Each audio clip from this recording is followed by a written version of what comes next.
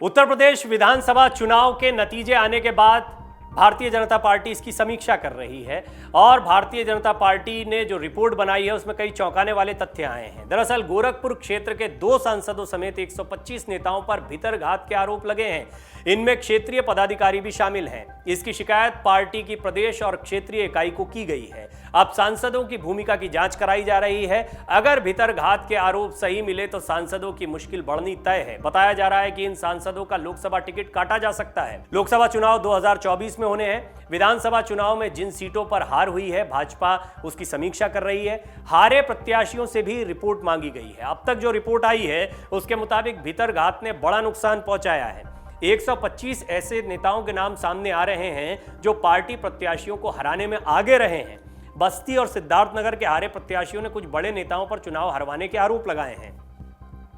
बस्ती में विधानसभा की 5 सीटें हैं। इनमें से 4 सीटें भाजपा हार गई थी। इसी तरह सिद्धार्थनगर की 5 में से 2 विधानसभा सीटों पर बीजेपी को हार मिली। आजमगढ़ की गोपालपुर विधानसभा सीट से चुनाव लड़ने वाले सत्येंद्र राय भाजपा के क्षेत्रीय पदाधिकारी पर चुनाव हरवाने के आरोप मढ़ रहे हैं। इसकी लिखित शिकायत भी उन्होंने की है। आरोप है कि क्षेत्रीय पदाधिकारी समेत कुछ नेताओं ने पार्टी प्रत्याशी का खुलकर विरोध किया था। मऊ की मधुबन सीट से चुनाव लड़े प्रत्याशी ने किसान मोर्चा के पूर्व पदाधिकारी पर भीतरघात के आरोप लगाए हैं। 5 सीटें बहुत ही कम अंतर से बीजेपी हारी है, उनके बारे में भी हम आपको बताते हैं। दरअसल गोरखपुर क्षेत्र में विधानसभा की 5 सीटें ऐसी हैं जहां बीजेपी कम अंतर से चुनाव हारी है। सिद्धार्थनगर की इटवा और डुमरियागंज विधानसभा सीट की जीत हार का अंतर ज्यादा नहीं रहा है। इसी तरह बस्ती सदर और महाराजगंज की फरेंदा और बलिया की बेलथरा विधानसभा सीट पर भी हार का अंतर बहुत कम है। पार्टी नेतृत्व के मुताबिक इन सीटों पर 700 से 1700 मतों के अंतर से हार हुई है। पिछली बार 46, इस बार 37 सीटों पर जीत भाजपा और उसके सहयोगी दलों ने हासिल की है। 2017 के विधानसभा चुनाव में 62 में से 46 सीटें जीती गई थी। अकेले भाजपा 44 सीटें जीतने में सफल रही थी, लेकिन 2022 में विधानसभा चुनाव में ऐसा नहीं हुआ है। भाजपा और उसके सहयोगी दलों की 62 में से 37 सीटों पर ही जीत हासिल हुई है।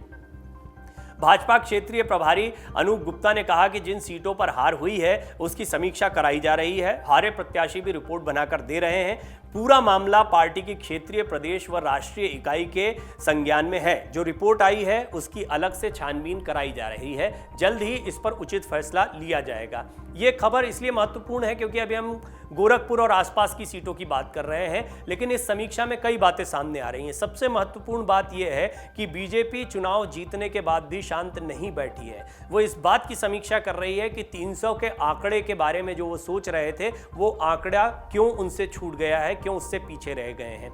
निश्चित तौर पर इसमें तमाम एंगल्स को जांचते हुए इस बात की भी जांच पड़ताल की जा रही है कि अंदर ही यानी पार्टी के ही नेताओं ने कितना नुकसान पार्टी को पहुंचाया है और भीतरघात की समीक्षा के बाद कई बड़े नेताओं पर कार्रवाई हो सकती है। इनमें सांसद स्तर के नेता भी शामिल है जिनका 2024 में टिकट कट सकता है। डाउनलोड करें अमर उजाला ऐप और पाएं खबरें लगातार। अगर आप ये वीडियो YouTube पर देख रहे हैं तो हमारे चैनल को सब्सक्राइब करें और बेल आइकन को दबाना ना भूलें। अगर आप Facebook पर ये वीडियो देख रहे हैं तो हमारे पेज को लाइक करें।